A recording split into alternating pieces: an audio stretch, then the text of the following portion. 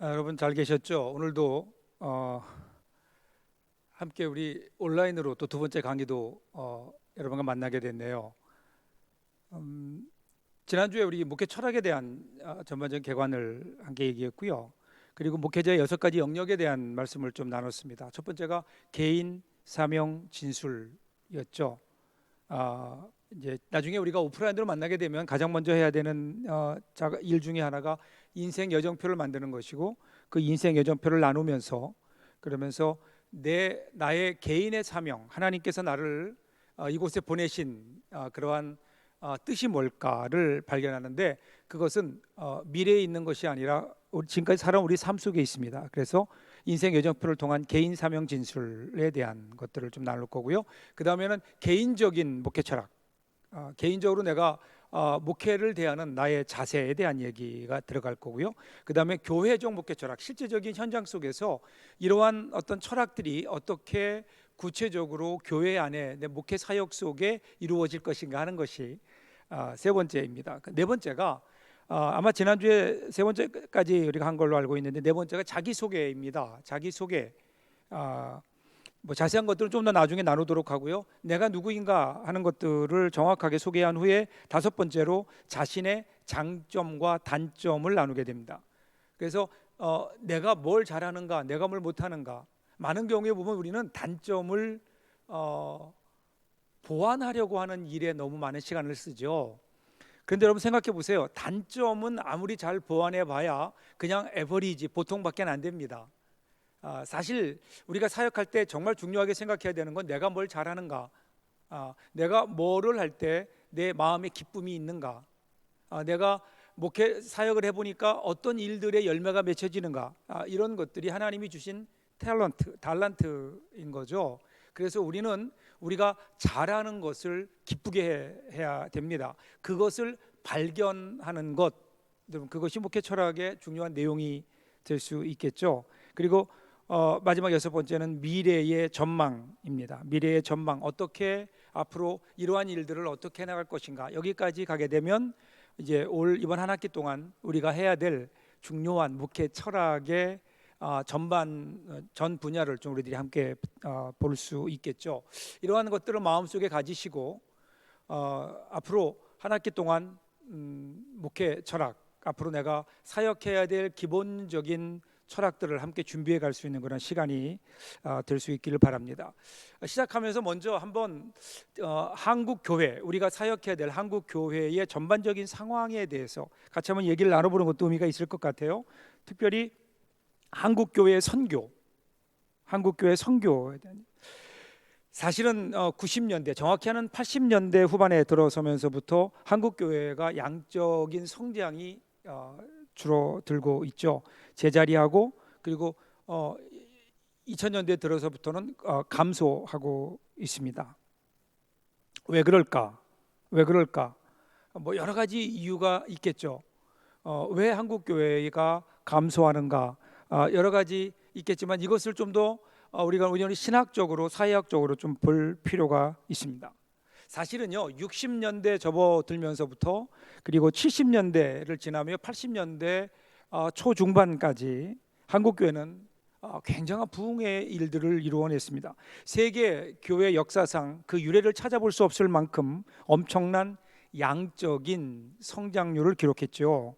그래서 그 당시에는 세계 어디를 가나 한국 교회의 이런 폭발적인 양적인 성장의 요인이 뭐냐 하는 것이 사실은 그러한 질문들이 많이 물어졌습니다. 그리고 많은 다른 교회들이 그것을 알고 싶어 했죠. 그래서 전쟁의 폐허를 딛고 일어선 독일 경제를 가리켜서 라인강의 기적이라고 얘기했듯이 한강의 기적, 그리고 그 한강의 기적이 사실은 한국 교회의 영적 기적을 또 이루어 내었던 겁니다. 자, 그런데 문제는 여기서부터 시작됩니다. 기적은 정상이 아닙니다. 기적이 계속되면 그것은 더 이상 기적이 아니죠. 그냥 기적은 기적입니다. 기적적인 것이 정상이 되고, 그리고 안정적인 정상을 찾아오게 되면, 그러면 그것을 비정상으로 받아들이며 거꾸로 좌절하고 놀라게 됩니다. 무슨 말씀인가 하면요, 기적적인 것에 익숙해지다 보면, 기적만 바라보다 보면 삶 속에서 일어나는 정상이 비정상으로 보여질 수 있다는 겁니다. 결론부터 말씀드리면 80년대 중반부터 중후반부터 교회의 한국 교회 양적 성장이 둔화되고 있는 현상은 무언가 잘못되어서 오는 것이 아니라는 겁니다. 불길한 좌절의 징표가 아닙니다. 어떤 면에서는 평범한 일반적인 정상적인 상황의 시작을 알리는 신호라는 사실입니다. 그렇기 때문에 이것은 우리가 걱정과 허탈과 뭔가 불안감으로 맞이할 것이 아니라, 이제는 정상으로 돌아온 삶의 현장 속에서 어떻게 여기에서 정상적인 방법으로 목회를 해 나가야 될 것인가, 여기에 새로운 각오와 결단, 그리고 새로운 목회 철학, 목회의 어떤 자세가 필요하죠. 이것이 사실은 우리에게 주어진 과제입니다. 그런데 한국 교회가 사실은 여기에서 실패했습니다.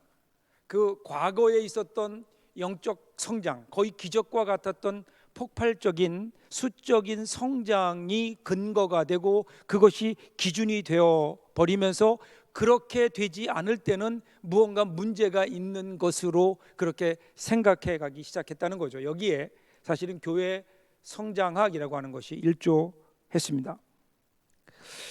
다시 한번 우리는 성장이 고조에 달했을 때의 선교적 과제 혹은 선교적 방법과 성장의 물결이 멈추고 있는 오늘 상황 속에서 우리는 과연 선교적 과제와 선교적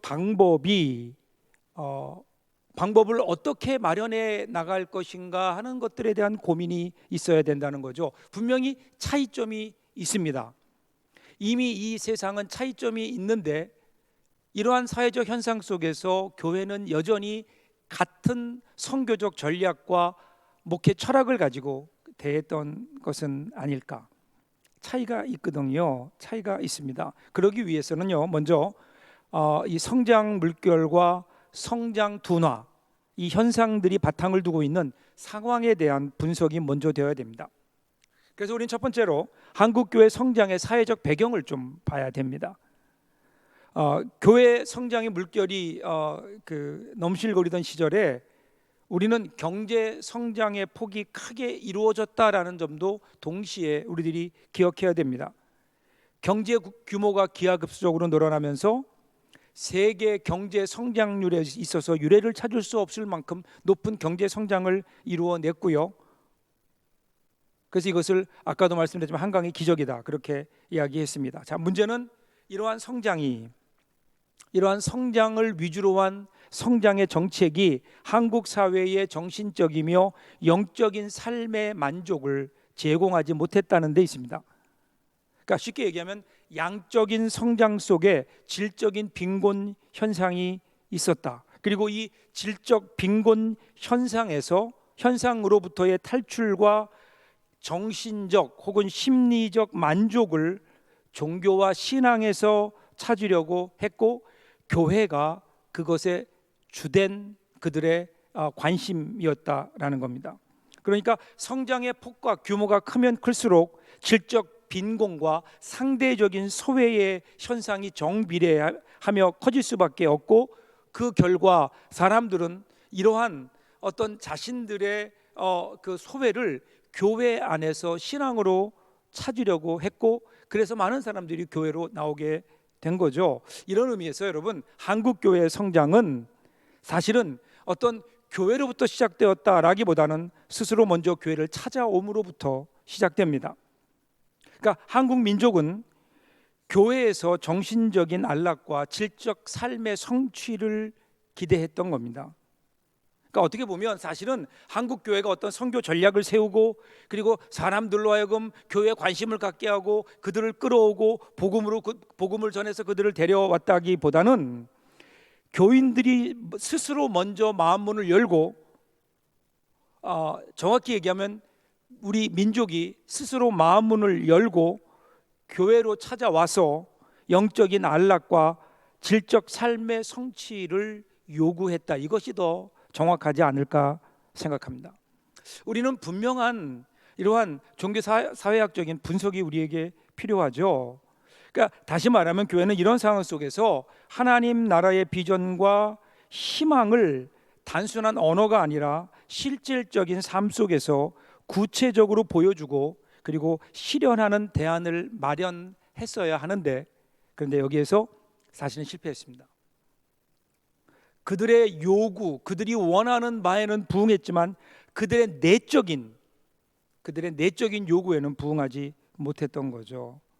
그러다 보니까 이제는 이러한 일들 때문에 교회 성장, 어떤 그 경제적인 둔화가 되면서 교회도 마찬가지로 이러한 현상을 겪고 있는 것은 아닌가. 어떻게 보면 당연한 현상입니다. 왜냐하면 사실은요, 성장이라는 게 무한대로 성장할 수 없어요.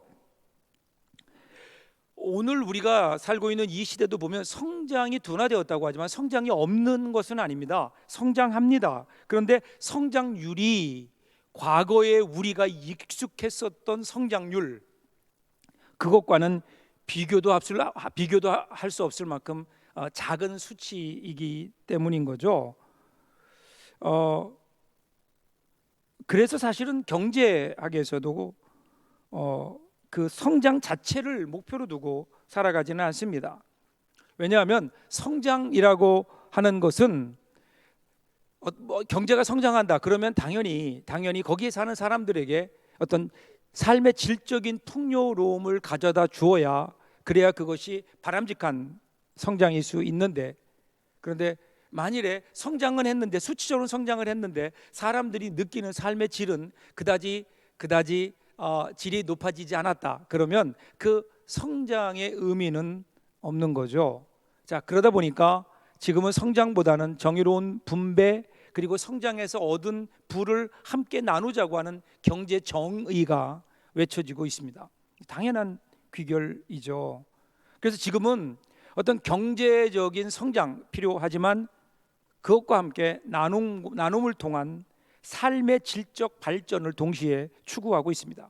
그래서 이 시대의 정신은 그래서 나눔입니다. 단순한 성장이 아닙니다. 단순히 그냥 교회가 수적으로 성장하는 것이 아닙니다. 교회도 이제는 선교의 방향을 바꿔야 됩니다. 이 세상의 정신도 나눔인데 혹시 교회는 여전히 성장만을 외치고 있는 것은 아닌가? 우리들이 분명히 기억해야 되는 게 있어요. 그거는 교회 성장이 둔화되었다고 해서 교회 선교가 끝났다, 교회 선교는 더 이상 안 된다, 이것은 아닙니다. 오히려 새로운 차원의 선교 전략이 필요하고 선교 철학이 필요한 거죠. 그동안은 사실은 성장 일변도의 그 선교였죠.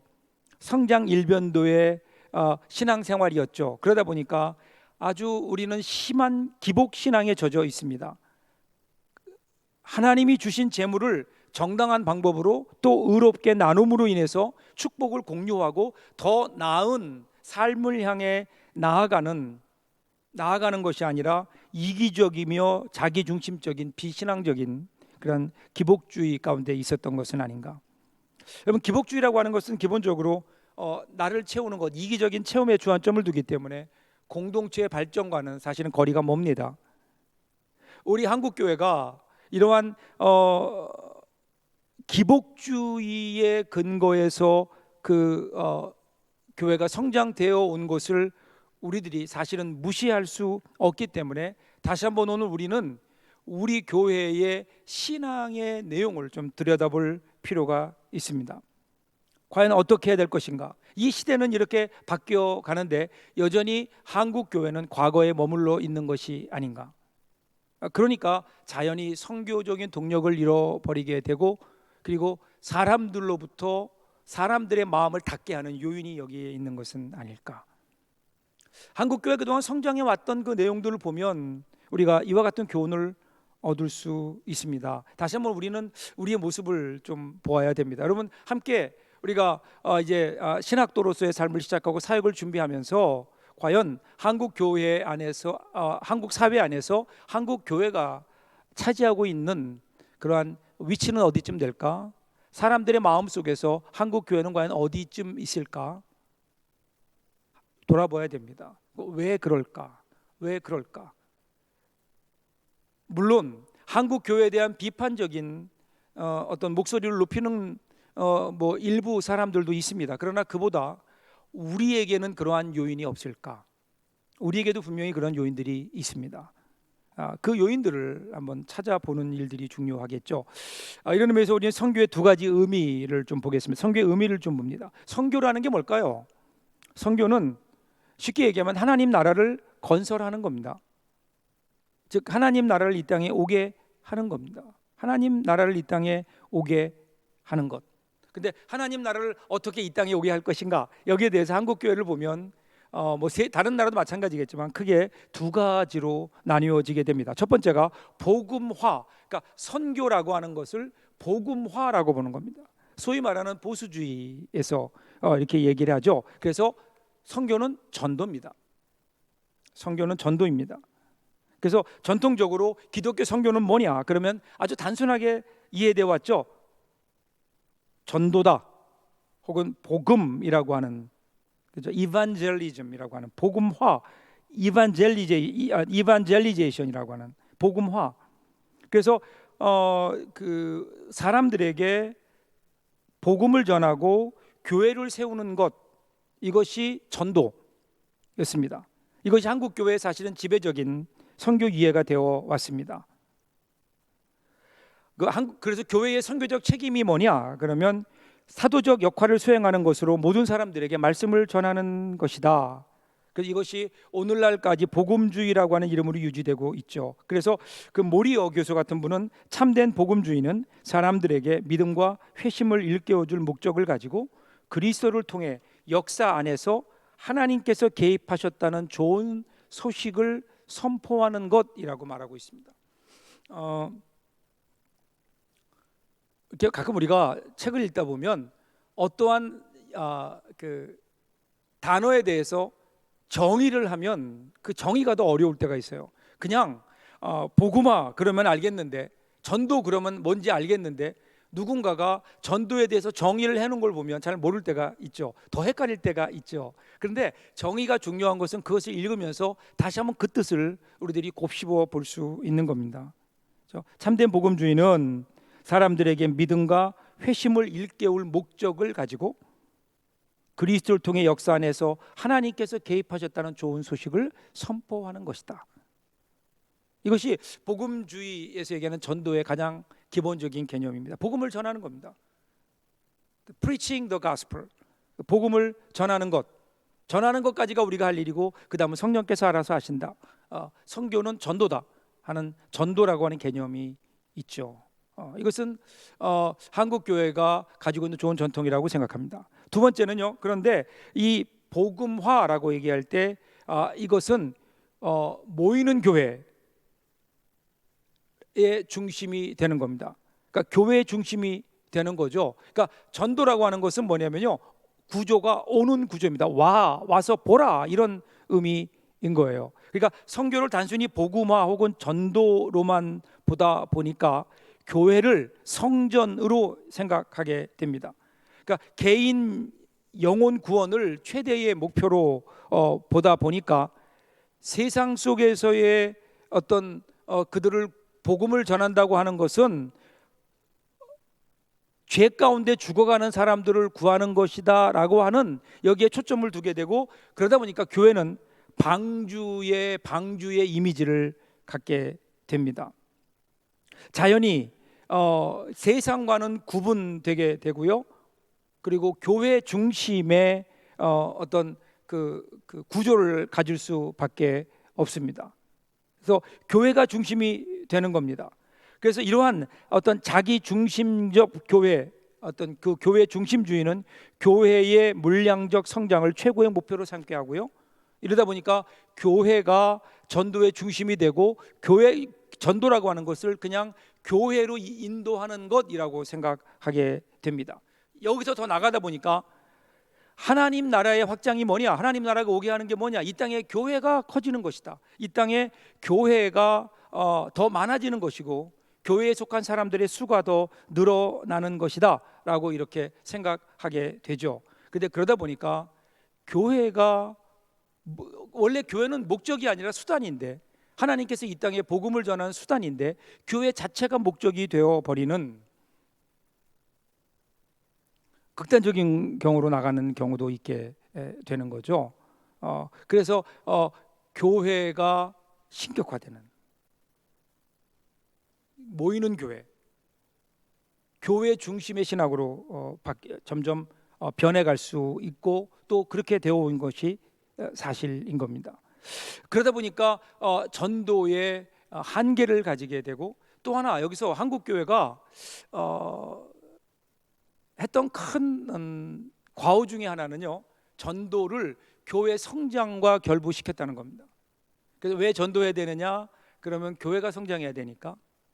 제가 섬기는 교회에서도요, 전도 그러면 그렇지, 빈자리를 채워야지 이렇게 생각하는 겁니다. 사실은 전도라고 하는 것은, 복음을 전한다고 하는 것은 사람을 채우는, 교회의 어떤 빈자리를 채우는 수단이 아니고 그리스도인으로서 당연히 해야 되는 하나님께서 주신 명령인데, 어느 때부터인지 이것이 교회의 성장과 교회의 수적인 성장의 도구로 전도를 거기에 그렇게 고착시키면서 전도가 가지는 가장 중요한 원칙들을 혹시 놓쳐버린 것이 아닌가. 두 번째는요, 인간화라고 하는 겁니다. 첫 번째가 하나님 나라 어떻게 오게 하느냐, 첫 번째가 복음화였다면, 또 하나는 인간화라고 하는 또 하나의 방법을 보게 됩니다. 이 인간화라고 보는 선교에 대한 또 다른 이해는요, 조금은 진보적인 사람, 진보적인 교회들, 진보적인 기관들이 이 선교가 뭐냐, 선교를 소위 말하는 휴머니제이션이라고 이렇게 얘기합니다. 여기 보면 첫째는 선교는 사회 구원이다, 그렇게 이야기합니다. 그 선교를 주로 복음화로 보는 복음주의 노선에 대해서 비판적인 시각을 가지고 이들이 이제 나오게 되죠. 그래서 인간화. 오늘날 선교는 하나님께서 인간 생활에 영향을 미치는 여러 가지 사탄적인 힘들로부터 구원하시는 희망의 근원이 된다. 그리고 예수 그리스도 안에서 수행하신 하나님의 능력을 증거하는 것이다. 이것이 곧 선교다, 이렇게 이야기하면서 사회적, 경제적, 정치적인 힘을 사용할 근원적인 선교 책임을 지니고 있다. 그래서 사회에 적극적으로 참여해서 이 사회의 부조리한, 그리고 어떤 기독교적이 아닌, 성경적이 아닌 이러한 어떤 관습과 구조와 시스템을 고쳐야 된다. 그래서 그것들을 고치는 것이 곧 인간화를 이루는 것이고, 그것이 이 땅에 하나님 나라가 오게 하는 그러한 그 통로가 될 수 있다, 이렇게 이해했죠. 그래서 선교를 사회 구원적인 차원에서 그렇게 이해를 합니다. 그러다 보니까 두 번째로 자연히 이 인간화는요, 흩어지는 구조, 흩어지는 교회입니다. 그러니까 오는 구조인 거예요. 오는 구조. 그래서 진보적인 선교 이해에 있어서 특히 중요한 것이 이 하나님 나라의 개념인데, 교회 선교는 하나님의 나라를 위해 싸우는 것이라는 거죠. 싸우는 것. 그래서 선교의 목표가 뭐냐? 그럴 때 모든 백성이 도래할 하나님 나라의 백성이 되는 것이고, 그리고 그 나라의 대리인으로서 역사의 종말론적 성취를 기대하는 것, 그것이 곧 선교다, 이렇게 얘기하는 거죠. 그래서 대표적인 학자가 이제 몰트만 같은 분이 그런 얘기했죠. 선교의 의미의 요점은 교회를 확장하는 것이 아니라 하나님 나라를 확장하는 것이다. 그러니까 교회가 아니라 하나님 나라를 확장하게 되는, 그래서 교회의 선교는 하나님의 선교이어야 되며, 하나님의 선교는 하나님 나라에 대해서 자유에 대하여 전적으로 노예된 피조물의 전적인 해방을 목적으로 하고 있다, 그렇게 이야기하는 겁니다. 여러분, 이 두 가지 개념이 분명히 있죠. 복음화라고 하는 것과 인간화. 이 복음화라고 하는 것은 전도를 하는 겁니다. 지금까지 본 전통적이고 보수적인 그 교회에서 그렇게 해왔죠. 이거는 모이는 교회입니다. 모이는 교회, 이거는 오는 구조입니다. 끌어오는 구조입니다. 근데 인간화는 다릅니다. 인간화는 주로 에큐메니칼 혹은 진보적인 그러한 기관에서, 교회에서 이루어졌는데, 이것은 모이는 교회라기보다는 흩어지는 교회, 그리고 가는 구조입니다. 보내는 구조. 그래서 삶 속에서 살아가는 삶의 문제, 살면서 당하는 삶의 문제를 다루고 있죠. 그래서 이 복음화라고 하는 것과 이 인간화라고 하는 이 두 개의 개념이 한국교회 선교 역사의 하나의 두 기둥이 되었고, 그리고 서로 그 대립하면서 그렇게 지금까지 선교적인 일들을 해 왔습니다. 문제는 이 두 가지가 나름대로의 다 일리를 가지고 있죠. 일리를 다 가지고 있는데 문제는 서로 융화되지 못한다는 겁니다. 서로가 있는 자리에 그대로 있는 거예요. 여러분, 그러니까 이 한 편만을 강조할 때 문제가 생겨나게 됩니다. 여기 보세요. 복음화를 강조하는 교회 선교에서는 개인 영혼에 대한 관심을 갖습니다. 그래서 복음의 열정이 분명히 있습니다. 교회의 확장, 이것을 선교의 중요한 일로 생각합니다. 그런데 동시에 종교의 사회적인 기능에 대해서는 소극적인 자세고, 타 종교에 대한 어떤 좀 배타주의적인 의식, 교회와 사회를 구분하는, 이원론적으로 구분하는 소극적인 자세들, 이런 것 때문에 한국 교회가 분명히 중요한 어떤 복음적인 열정을 가지고 영혼을 구원하는 일에는, 개인 영혼을 구원하는 일에는, 개인적인 신앙에는 강점이 있지만 사실은 공동체적으로, 그리고 이 사회를 위해서 사회적 신뢰를 얻고 이 사회를 위해서 일하는 데는 상당히 약한 것이 사실이었죠. 그것이 선교의 한계점을 드러내게 된 겁니다. 반대로 인간화도 마찬가지입니다. 인간화, 어떤 사회적 개혁과 질서가 곧 하나님 나라의 완성이라는 극단적인 생각들이 있죠. 그러니까 선교의 사회 갱신과 해방적 의미에서의 어떤 그 강조, 이런 걸 하다 보니까 그만 복음에 대한 열정을 잃어버리게 되고, 사회가 바뀌면서 결국은 그것도 선교의 어떤 그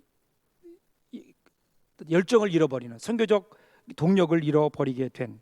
그래서 사실은 이제 선교 1세기를 지나면서 한국 교회가 2000년대 접어들면서 지금까지 해왔던 이 두 어떤 선교에 대한 한국 교회 선교의 두 기둥이 사실 힘을 잃어버린 게 사실이죠. 그러다 보니까 한국 교회가 당연히 어떤 수적인 성장에서도, 그리고 내적으로도 힘을 잃어버리는 게 당연한 겁니다. 이 두 가지가 양극화되면서 하나를 이루지 못하게 되는,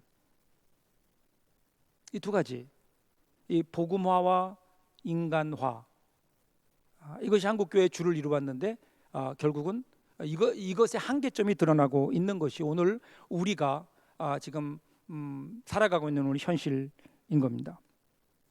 자, 여기 이 두 가지를 조금 더 좀 살펴보겠습니다. 한국교회의 선교적 성취와 문제점들을 조금 더 자세히 볼까요? 먼저 복음화의 성취와 문제점을 봅니다. 아까도 말씀드렸죠. 이 복음화라고 하는 것은 주로 보수적인 교회가 그 복음화라고 하는 선교적 개념을 가지고 있습니다. 그래서 이 선교를 전도로 보고 있기 때문에 복음화에 크게 기여했다. 그들에게 선교는 무엇보다 복음화였고, 그 모든 인적, 물적, 그리고 영적인 그 자원들을 동원해서 전도에 힘썼고, 전도에 힘쓰면서 교회를 세워 나갔습니다.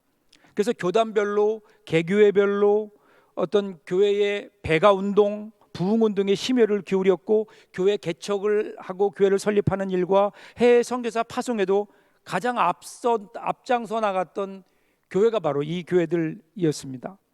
이러한 전도가 가능하기 위해서 평신도들에게는 신앙적으로 아주 강도 높은 교육과 훈련을 시켰죠. 성서 연구, 기도회, 신앙 집회, 그 외 여러 가지 어떤 훈련들을 통해서 조직을 강화하고 다양한 전도 선교 프로그램들을 개발했습니다. 그리고 교회적으로는 나름대로 어떤 목표들을 세우고 교세 확장을 이루어냈고, 교인 증가를 우선적인 목표로 삼아서 이것을 위해서 교회가 전도한 일에 힘썼습니다. 그 결과는 교회의 성장입니다. 교회의 수적인 성장이었습니다. 그러면서 점점 이 전도와 복음화를 최대로 목표로 삼았던 각 교회들이 커지기 시작했고, 교단별로도 교회 수가 증가했고, 전체 교인 수도 급증하게 된 겁니다. 그래서 이것은 복음화라고 하는 영적인 복음화를 우선적인 과제로 삼았기 때문에 영적인 성장이 성공의 척도가 되었고, 여기에 경쟁적인 성장 정책을 추구해 갔던 겁니다. 분명히 이러한 일들을 통해 한국 교회가 성장했습니다. 한국 교회가 그 나름대로 성숙한 면도 있었습니다. 이러한 것이 우연의 결과는 아니었죠. 이러한 일들로 인해 사실은 한국 교회가 오늘날의 한국 교회가 된 겁니다. 우리는 이 분명히 중요한 영적인 유산을 우리들은 기억해야 됩니다. 자, 그런데 동시에 이러한 선교 위해가 초래한 어떤 역기능들이 분명히 우리에게 있었다. 오늘 우리가 당하고 있는 어려움들도 여기에 속합니다. 어떤 것일까요? 첫 번째로 보면요, 선교를 전도로만 이해하다 보니까 자연히 구원 방주 신앙을 가지게 되었다, 이런 겁니다. 그러니까 여러분, 구원 방주 신앙이라는 게 뭘까요? 여러분, 구약에 보면 구약의 유대인들이 마지막까지 가졌던 두 가지 중요한 신앙의 초석이 있습니다. 그것이 뭐죠? 시오니즘입니다. 성전 중심이에요. 성전 중심. 성전은 결코 무너지지 않는다. 그리고 또 하나는 다윗의 언약은, 다윗의 왕국은 결코 무너지지 않는다. 자, 그런데 다윗의 언약은 무너졌거든요.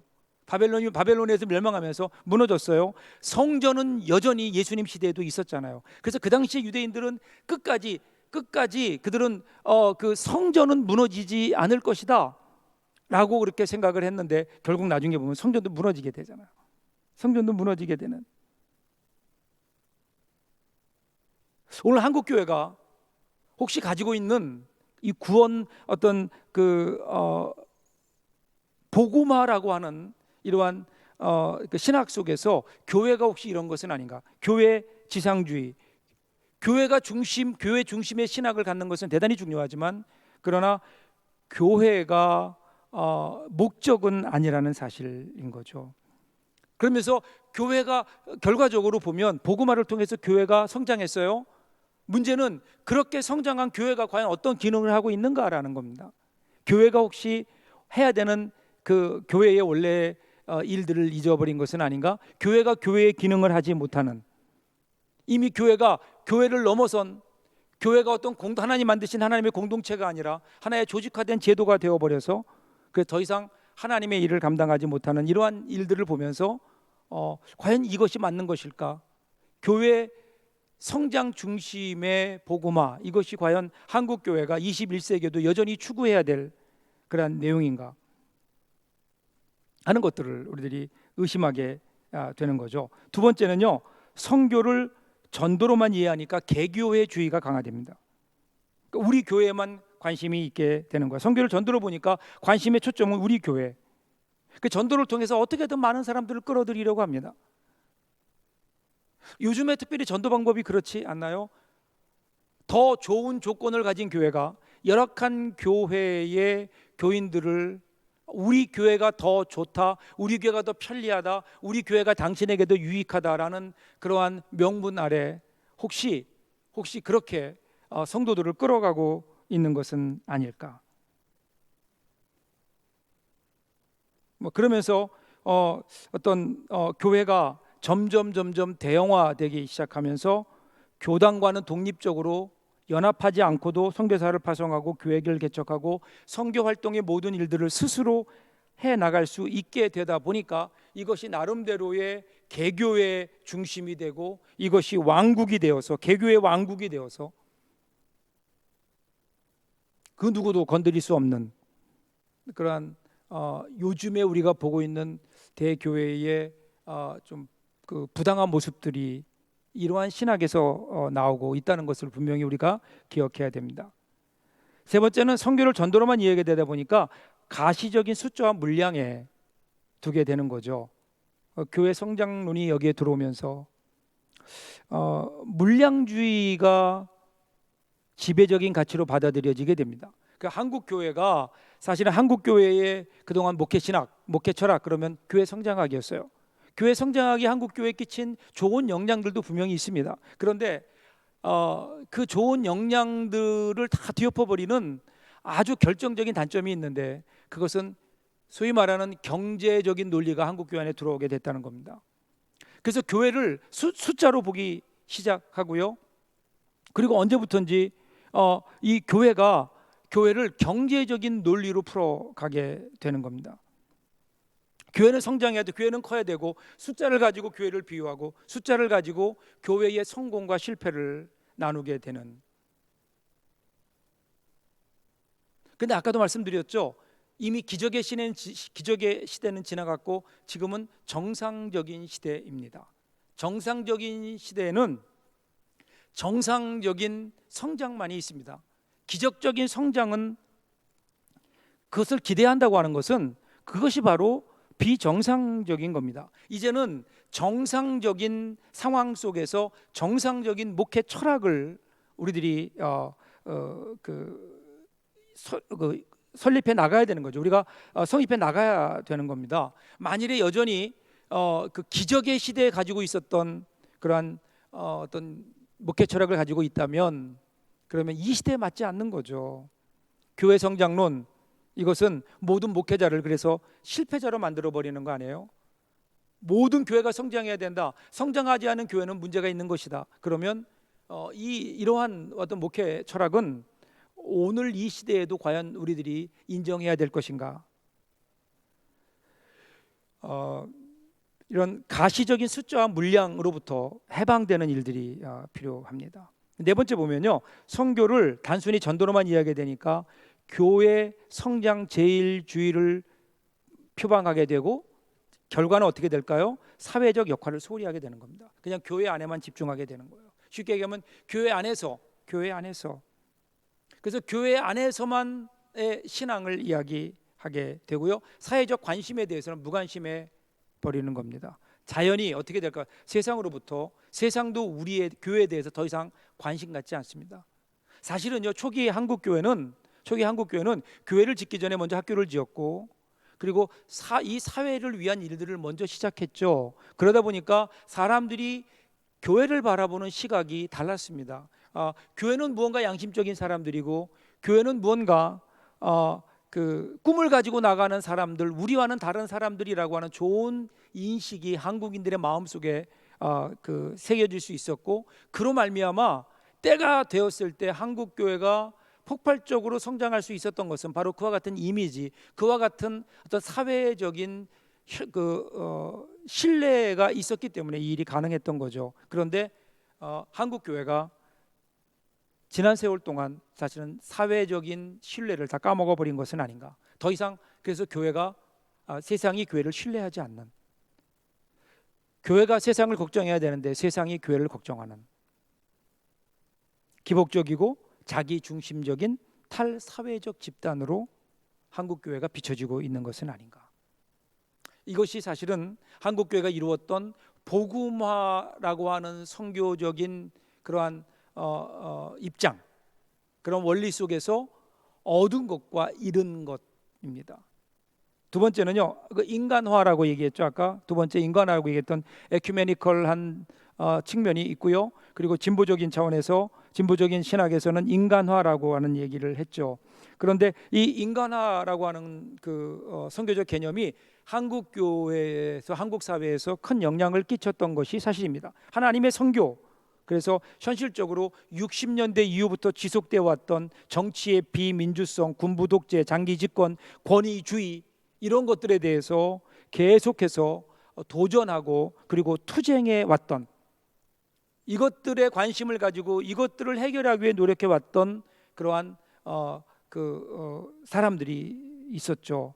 그리고 또 하나는 지난 몇십 년 동안 경제 성장의 부작용으로 인해서 생겨난 경제적 불평등, 즉 빈익빈 부익부로 인한 그러한 어떤 경제적으로 소외된 계층에 대해서, 도시 빈민들에 대해서, 억압받아왔던 농민들에 대한 관심을 가지고 이들이 그것을 통해서 이 땅에 하나님의 나라를 이루어 가려고 하는 그러한 노력들이 분명히 있었죠. 그래서 이러한 일들을 통해서 한국 교회가 그러한 계층에게 상당히 좋은 이미지를 가졌던 것도 사실입니다. 자, 그런데 이러한 소위 말하는 인간화를 주장했던 사람들을 보면 이념적인 것이 많았습니다.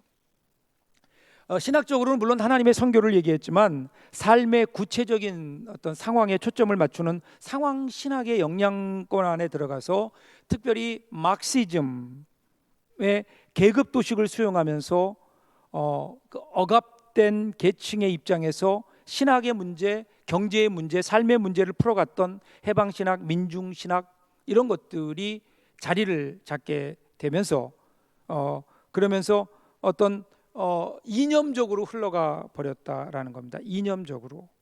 그래서 선교를 인간화로 보는 진보 한국에 있는 진보 교회나 이러한 단체들은 한국 사회의 문제를 구조적 문제로만 보기 때문에 근본적으로 정치 체제에 대한 비판 세력이 될 수밖에 없었죠. 그러니까 사회 속에 뛰어들어서 사회 문제를 해결하는데 정치적, 경제적 어떤 사회학적인 차원에서 그것들을 해결하려고 노력했었던. 그래서 결과적으로 보면 한국의 민주화와 그다음에 여러 가지 어떤 정치적이고 경제적인 민주화에 나름대로 지대한 공헌을 했지만 그럼에도 불구하고 그것이 갖는 한계점들이 분명하게 드러나죠.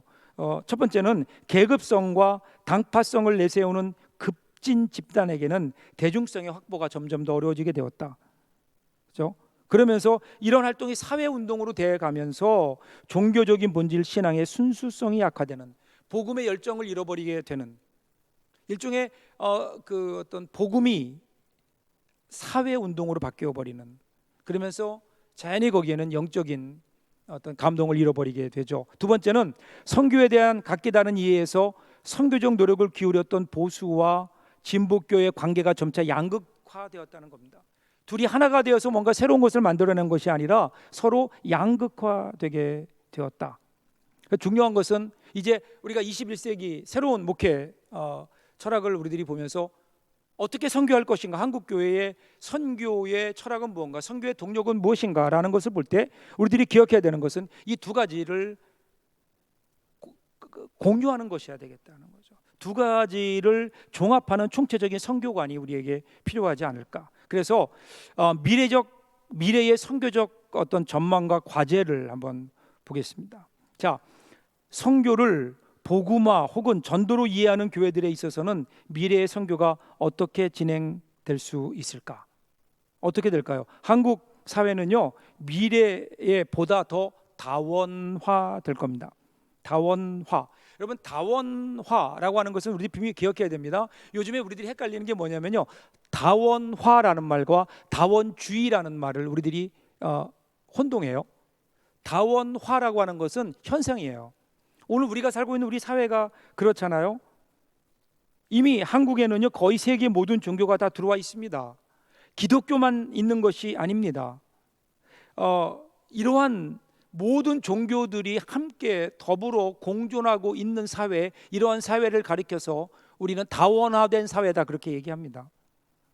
문제는 다원주의라고 하는 것은 이 다원화된 사회 속에서 모든 걸 다 인정하자는 겁니다. 쉽게 얘기하면 진리가 각자 나름대로 다 있으니 우리 것만 주장할 수 없다. 그러니까 모든 그 문화와 모든 예를 들어 종교는 나름대로의 진리를 가지고 있고 우리는 그 진리를 수용해야 된다. 이것이 사실은 다원주의인 거죠. 다원주의인 겁니다. 그래서 기독교도 그 중에 하나다, 이렇게 생각되는 것이, 이렇게 인정하는 것이 다원주의입니다. 여러분, 다원주의는 아닙니다. 다원화된 사회 속에 우리가 살고 있고, 다원화된 사회 속에서 이제 우리는 어떻게 선교적인 전략을 세워갈 것인가, 이것이 오늘 우리 이 시대 목회자들이 관심 가져야 되는 거죠. 두 번째는요, 미래의 교회의 복음화에 걸림돌이 될 요소들이 많이 생겼는데 그것이 기능적 대행물의 발달이다, 이렇게 볼 수 있습니다. 여러분, 60년대, 70년대 그리고 80년대 초반까지는 모든 삶의 가장 중요한 화두가 뭐였냐면 생존이었어요. 생존, 어떻게 살아남을 것인가, 어떻게 살아갈 것인가입니다. 생존의 문제였습니다. 그런데 이제는 90년대에 접어들고 2000년대에 접어들면서 더 이상 한국 사회는 생존의 문제를 얘기하지 않습니다. 이제는 가치의 문제를 얘기한 겁니다. 어떻게 잘 살 것인가. 그러다 보니까 당연히 기능적 대행물들이 나오게 되는 겁니다. 전에 그냥 먹고 살기, 생존하기 위해서 살 때는 가치는 그 다음이었어요. 먹고 사는 게 중요한 거였습니다. 그런데 이제는 먹고 사는 문제가 어느 정도 해결됐어요. 그러니까 그 다음에는 어떻게 좀 잘 살 것인가, 가치를 추구하게 되었다는 겁니다. 여러분 보세요. 생존이 중심이 되었을 때는, 그때는 중심이 신학도 구원이에요. 어떻게 구원받을 것인가, 생명에 대한 문제를 얘기합니다. 그런데 이제 그 이후에 가치를 추구하는 사회에서는요, 구원이라고 하는 문제를 가치와 연관시켜 생각하는 겁니다. 어떻게 살 것인가, 성결의 문제입니다. 성화의 문제인 겁니다. 성화의 문제. 그런데 여전히 한국 교회는 구원의 문제를 중생 쪽에만 관심 갖고 있는 것이 아닌가, 어떻게 살아갈 것인가에 대한 관심, 그죠? 그러다 보니까 이러한 기능적 대행물들이 막 쏟아져 나오면서 한국 교회는 삶을 잃어버리게 되고, 그냥 신앙이라고 하는 것을 교회 안에서만 국한시켜 가려고 하는, 그래서 세상을 향해서 길을 내기보다 성을 쌓아가는 모습들을 오늘 우리들이 보게 되죠. 한번 우리 생각해 봐야 될 문제입니다. 세 번째는요, 교회에 대한 부정적인 인상이 증가되고 있는 현실 때문에 전도로서의 선교가 앞으로 어려움을 겪을 것이다라는 겁니다. 한국 교회가 사회적 신뢰를 잃어버렸습니다. 한국 교회의 부정적인 이미지, 이거는 뭐 하루아침의 일이 아닌 겁니다. 어쩌면 저는 이번 코로나 사태를 통해서 우리가 해야 될 일이 그것이 아닌가, 한국 교회의 이미지를 다시 한번 회복할 수 있는 좋은 기회가 되었으면 좋겠습니다. 어떻게 해야 될지, 한국 교회가 이 문제를 지금 단순히 예배를 드리고 안 드리고의 문제가 아니라 이런 기회를 통해서 한국 교회가 어떻게 좀 반전을 꾀할 것인가, 어떻게 한국 교회가 그동안 잃어버렸던 사회적 신뢰를 얻을 수 있을 것인가, 여기에 한국 교회가 초점을 맞춰야 되지 않을까. 네 번째는 한국 사회 발전이 선교를 어렵게 할 수 있다. 그러니까 앞에서 우리가 얘기했던 여러 가지 문제점, 경제적 불안, 정치적인 불안, 경제적인 불평등, 사회적인 불안정, 도시화에 따른 여러 가지 심리적 문제, 이런 것들에 대한 어떤 반작용으로서 한국 교회가 그것이 성장의 촉진이 되었는데, 21세기에 접어들면서 정치, 경제, 사회 질서가 안정되고 민주화되면서 이제 이러한 종교를 찾는 그러한 어떤 본능들이 많이 없어진, 그냥 삶에서 충분히 즐기며 그들의 삶 속에서, 이 세상의 문화 속에서도 나름대로의 마음의 평안을 얻고 나름대로의 자기의 삶을 추구하고 가치를 추구해 갈 수 있는 일들이 사회 안에 생겨나면서, 사회 복지와 사회 여러 가지 봉사와 또 여러 가지 기능들이 생겨나면서 그 나름대로 종교 없이도 살 수 있다고 하는 생각들이 사람들 생각 속에 점점 더 있어가는 것은 아닌가. 다섯 번째는 인구학적 변화가 선교 어려움을 가중시킬 것이다, 그렇게 얘기합니다. 다섯 번째, 위에 좀 띄워주세요. 인구학적 변화가 전도로서의 선교에 어려움을 가중시킬 것이다. 그렇죠, 여러분? 종교가 인구와 결코 무관하지 않은데, 그래서 2040년이 되면 한국 교회가 교회에 출석하는 교인들이 절반으로 줄어들 것이다. 왜 그럴까요? 그렇게 당연한 것 같아요. 지금 인구를 보면 인구가 역피라미드형이죠. 역피라미드형입니다. 그래서 나이가 많을수록 더 많은 사람들이 더 많이 분포되어 있고, 나이가 적을수록 점점 그 인구수가 줄어가는 고령화된 사회에 살고 있죠. 한국교회도 마찬가지입니다. 한국교회도 이와 똑같이 오히려 더 심각한 역피라미드입니다. 역삼각형입니다. 그래서 교회 안을 보면 교회 안에는 교회가 점점 고령화되고 있다. 그래서 2040년이라고 하는 것이 왜 나오는가 하면요, 2040년이 되면 그동안 한국교회의 주류를 이루었던 시대가 이제는 세상을 떠나 하나님 나라에 가게 됩니다. 천국 가게 되는 거예요. 그러면 그동안 한국교회의 부흥을 이루었던 그 주역들이 60대, 70대, 80대들이 앞으로 20년 후에 이 교회 안에서 더 이상 볼 수 없을 때, 그때 과연 교회의 그 빈자리는 어떻게 채워질 것인가? 역피라미드형이기 때문에 현재 상황으로는 정말 불행한 이야기지만 채워질 수 없지 않겠는가. 그래서 한국 교회가 절반으로 줄 것이다, 출석이. 여러분 지금 우리 10대를 보면요, 10대를 보면 그 복음화율이 4% 조금 넘어요. 4%라고 하는 것은 미전도 종족이 4%입니다. 어쩌면 여러분 정말 불행한 일이지만 30년 후 40년 후에는 한국 교회에 우리가 지금 선교하고 있는 베트남, 캄보디아 이런 데 있는 나라에서 우리나라에 선교사를 보내지 말란 법이 없는 거죠.